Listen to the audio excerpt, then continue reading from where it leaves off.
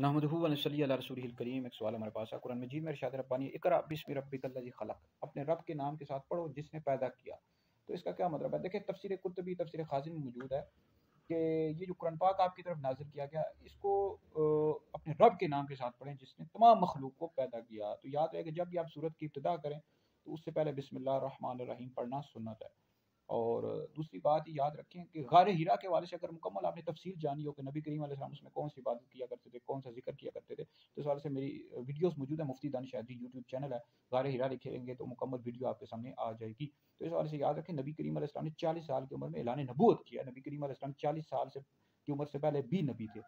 आप अव्वलुन नबीयीन भी हैं, खातमुन नबीयीन भी हैं, तमाम नबियों से पहले भी हैं और तमाम नबियों के यानी को ख़त्म करने वाले भी हैं, आखिरी नबी भी हैं। तो गुलाम अहमद कादियानी दज्जाल मलऊन ये ख़त्म नबूवत का इसने इनकार किया और इसके जो पैरकार हैं कादियानी इस्लाम से खारिज हैं, मुर्तद हैं, इस्लाम से खारिज हैं। ठीक है जी। बाकी नबी करीम अलैहि सलाम के लिए कुरान पाक में जो लफ्ज़ इस्तेमाल हुआ ख़ातमुन नबिय्यीन का, ख़त्म नबूवत की मोहर, और ख़ातिम का लफ्ज़ भी आया है, ये भी अहादीस की किताबों में मौजूद है। ठीक है जी। तो सियाम में ये हदीस मौजूद है, दीगर भी हदीस की किताबों में नबी करीम अलैहि सलाम के लिए ख़ातिम का लफ्ज़ है, ख़त्म नबूवत को ख़त्म करने वाले, यानी ख़ातमुन नबिय्यीन भी है और ख़ातिमुन नबिय्यीन भी हैं, ता के नीचे ज़ेर भी है। ठीक है जी।